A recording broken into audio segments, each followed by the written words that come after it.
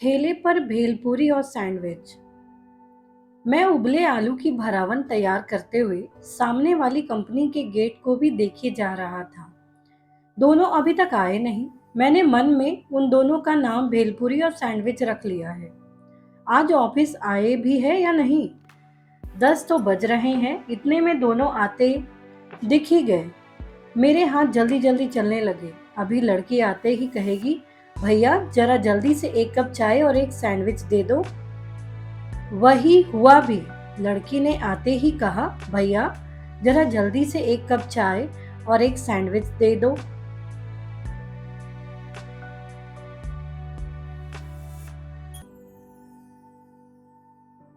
मैंने मुस्कुराते हुए बस सिर हिला दिया। कैसे कहूँ, मैं उनके लिए चाय का पानी चढ़ा चुका हूँ और सैंडविच बनाने की तैयारी भी कर चुका हूँ। मैंने 2 ब्रेड स्लाइस के बीच में आलू की भरावन रखी, पतले गोल प्याज के टुकड़े रखे, एक टमाटर का गोल कटा टुकड़ा रखकर उस पर चाट मसाला छिड़का, ब्रेड के दोनों तरफ खूब मक्खन लगाकर जलते स्टोव पर सैंडविचर में रखकर उलट पुलट कर सेकने लगा। 3-4 मिनट में ही सैंडविच अच्छी तरह से सिक गई। फिर मक्खन लगाया, एक पेपर प्लेट में रखकर उसके 4 टुकड़े किए, एक कप में चाय छानी और उन्हें दे दी। लड़की इस समय बस चाय पीती है, लड़का सैंडविच खाता है। दोनों 1 साल से मेरे ठेले पर आते हैं। सामने की कंपनी में ही साथ काम करते हैं। रोज दिखने वाले चेहरे इतने परिचित हो जाते हैं कि कोई रिश्ता न होते हुए भी सब एक दूसरे को जानते चले जाते हैं। मुझे तो इन दोनों की इतनी आदत हो गई है कि चाहे ठेले पर कितनी भी भीड़ हो जाए, मुझे इनका इंतजार रहता है। इनके साथ के बाकी लोग आते जाते रहते हैं, कभी आते हैं कभी नहीं। यह लड़की घर से नाश्ता करके आती है, लड़का शायद अकेला रहता है, यही नाश्ता करता है।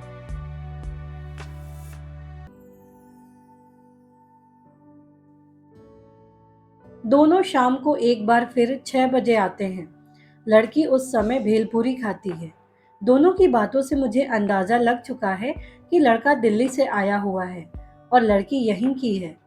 फोन पर घर वालों से मराठी बोलती है और मैं भी मराठी समझने लगा हूँ। लड़के को मराठी नहीं आती। आज तुम क्या नाश्ता करके आई? लड़का पूछ रहा था। वही पोहा। हर दूसरे दिन पोहा बनता है घर में।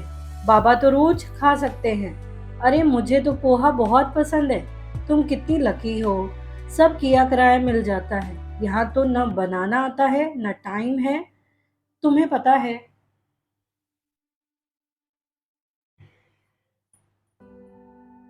कमल ने कल रात मुझे फोन किया था। उस क्लाइंट से मेरी बात करवाई। यार यह कमल मैरिड है?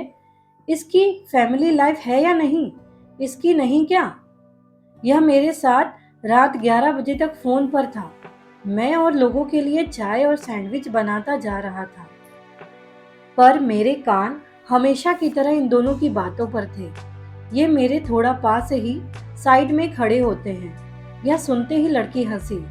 अब जब तक यह डील फाइनल नहीं करवा लेगा, तुम ही हो इसकी वाइफ। यार ये जितने भी सीनियर होते हैं, इनके चेहरे देखे हैं, आजकल उड़े ही रहते हैं, काम ही खत्म नहीं हो रहा है।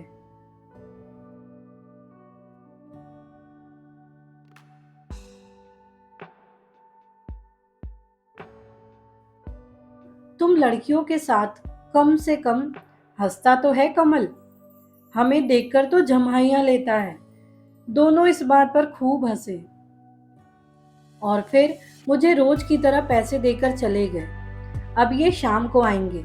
शाम को मेरी बनाई भेलपूरी खाने के लिए ऑफिस से निकलते हुए कई लोग आते हैं, जो घर जाते हुए या यहाँ खड़े होकर गप्पे मारते हुए दिन भर की भड़ास निकालते हैं। कोई कोई तो भेलपूरी पैक करवा कर घर भी ले जाता है। मुझे इन दोनों को साथ देखना अच्छा लगता है। इनके बातें सुनना और भी अच्छा लगता है। ज्यादा पढ़ा लिखा तो नहीं हूं।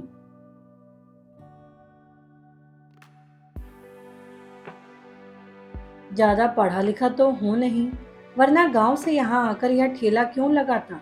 2 बजे तक मैं यहाँ खड़ा होता हूँ, उसके बाद कोई आता नहीं। शाम को सैंडविच और चाय के साथ भेलपूरी भी रखता हूँ। इस जगह खड़े होने से फायदा होता है, सामने ऑफिस ही ऑफिस है। यह एक छोटी सी सड़क है, इसके आगे एक मॉल है। मॉल के अंदर जाने वाले वहाँ के महंगे खाने से बचने के लिए कई बार यहीं कुछ खाकर आगे बढ़ते हैं। इस सड़क पर बस एक मैं हूँ और थोड़ी दूर पर एक डोसे वाला। वह दिलीप भी मेरे ही गांव का है। पूर्वी उत्तर प्रदेश के लालपुर से 50 किलोमीटर दूर गांव है हमारा मोतिया। यह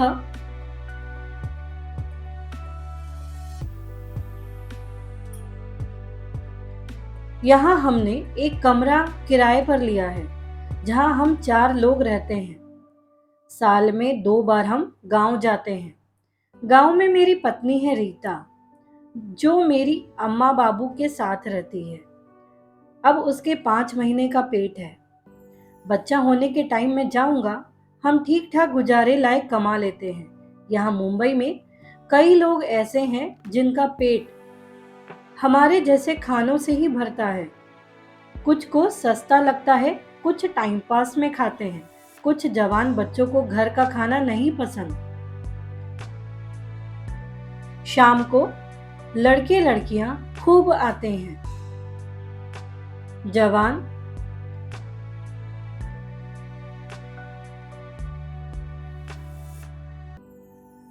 थोड़ी बहुत आदमी जवान आदमी हमेशा ही जल्दी में रहता है। आते ही कहता है, जरा जल्दी देना। उन्हें साथ टाइम बिताने की तो कोई जल्दी होती नहीं है। उनके पास घर है ही, वही उसकी पत्नी इतने शौक से खाना खा रही होती है। लगता है आज कुछ बनाने से इनकी जान छूटी। सारे ग्राहक एक तरफ, इन दोनों से मुझे खास लगाव हो गया है। अब शाम हो गई है, मैं फिर सामने देख रहा हूँ, अब दोनों आने ही वाले हैं। दोनों आ रहे हैं। लड़की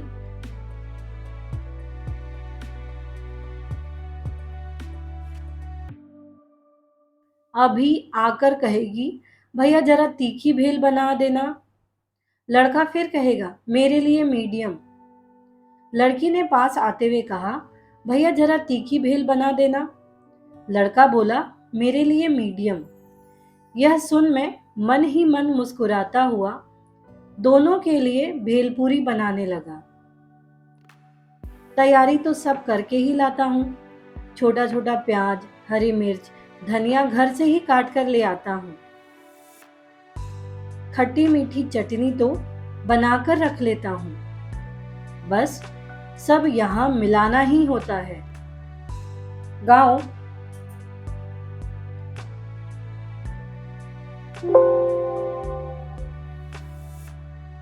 जाता हूँ तो कई बार घर में सबको बनाकर भी खिला देता हूँ। रीता को आजकल तीखा बहुत भाता है।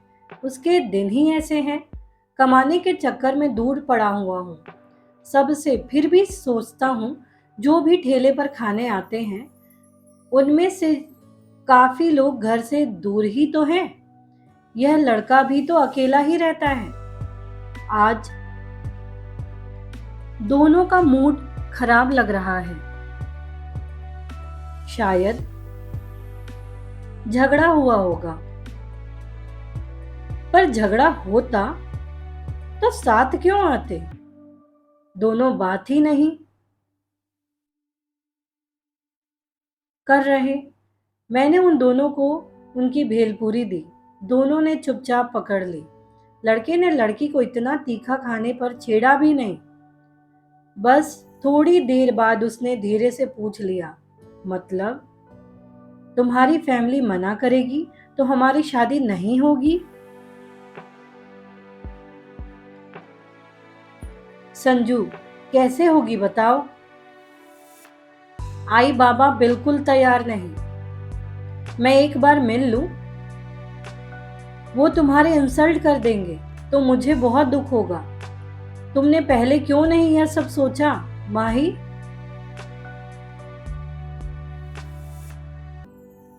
यह सुन लड़के का मुंह लटक गया था। दोनों मेरे पीछे ही एक तरफ हटकर बात कर रहे थे। मेरे हाथों की स्पीड कम हो गई, कान पीछे ही लगे थे। इतना सुंदर जोड़ा, इतने बड़े शहर में पढ़े लिखों में भी यह सब आज भी चलता जा रहा है। फिर हम गांव के लोगों की तो बात ही क्या सोचूं। दोनों पैसे देकर उखड़े से वापस चले गए। लड़का बाइक पर शायद लड़की को उसके घर के पास छोड़ता होगा। अगला पूरा हफ्ता दोनों साथ नहीं आए। मेरा दिल तो उन्हीं में रमा था। वे दोनों मेरे जीवन का ऐसा हिस्सा हो चुके थे कि मुझे पता ही नहीं चला था। आते जाते दोनों अलग अलग दिखते, बिल्कुल उदास, उतरे चेहरे। धीरे धीरे एक महीना बीत गया। मुझे घर जाकर भी उन दोनों के बारे में सोचकर दुख होता रहा। क्या जाति धर्म की बातें हमेशा ऐसे ही जवा दिलों के प्यार भरे दिलों को तोड़ती रहेगी? इतने पढ़े लिखे बच्चों की बात इनके माता पिता के लिए मायने नहीं रखती? इस लड़की के घर वालों को इसके चेहरे की उदासी नहीं दिखती? संजू नाम है तो क्या हुआ? कितना प्यार करता है इस लड़की को। यह लड़की संजू के साथ कितनी खुश रहती थी। इसकी शादी इसके घर वाले किसी और के साथ कर देंगे तो क्या इसे संजू की याद नहीं आया करेगी? दोनों मेरे दिलो दिमाग पर हावी रहने लगे। मैं हर समय उन दोनों को साथ देखने का इंतजार करता रहा। कितने ग्राहक आते चले जाते, पर ऐसा लगाव मुझे किसी से ना हुआ था। मैंने रीता को फोन पर उसकी कहानी सुनाई। उसने इतना ही कहा, यह तो लड़कियों के साथ होता ही रहता है, यह कौन सी बड़ी बात है। रीता समझदार है, कम शब्दों में बहुत कुछ कह जाती है। मैंने उसे छेड़ा, तुम्हारे साथ तो यह नहीं हुआ ना? अब की बार रीता हंस दी। नहीं, किसी और को पसंद करने का कभी मौका ही नहीं मिला। अब तो तुम ही सब कुछ हो। उसकी आवाज भर्रा गई। जानता हूं, वह मुझे बहुत प्यार करती है। दिन गुजरते गए, बीच बीच में तो कभी संजू और लड़की दिख भी जाते थे। अब तो कई दिन से नहीं दिखे थे। अब जाते जाते लोगों की भीड़ में कहीं गुम से हो जाते होंगे। अचानक सुबह एक बाइक जब ठेले के सामने आकर रुकी, मेरे हाथ रुक गए। मैं मुंह बाएं उन्हें देखता रहा।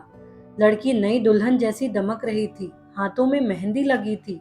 आज जीन्स टॉप नहीं, एक सुंदर सी साड़ी में थी। संजू का चेहरा चमक रहा था। दोनों पास आकर कहते हैं, 2 सैंडविच देना भैया। मैं हंस दिया, पूछ ही लिया, भैया जी बहुत दिनों बाद आए हो। हाँ, हमने शादी कर ली, बधाई हो। दोनों ने हंसते हुए थैंक यू कहा। इतने में उनके एक साथी ने आकर पूछा, माही, माही के घर वाले आराम से तैयार हो गए? माही हंसी, अभी नाराज है, टाइम लगेगा। उनके तैयार होने में अपना टाइम खराब नहीं कर सकते थे। इतना पढ़ लिख कर भी अगर धर्म जाति के चक्कर में पड़कर एक दूसरे को खो दिया तो हमारे समझदार होने पर लानत है। शाबाश माही। उन्हें बधाई देकर पार्टी मांगते रहे। हंसी मजाक चलता रहा। संजू मुझे पैसे देने लगा। मैंने कहा, नहीं भैया जी, आज नहीं, आज मेरी तरफ से, कहकर वह हंस दिया, मेरे कंधे पर हाथ रखकर।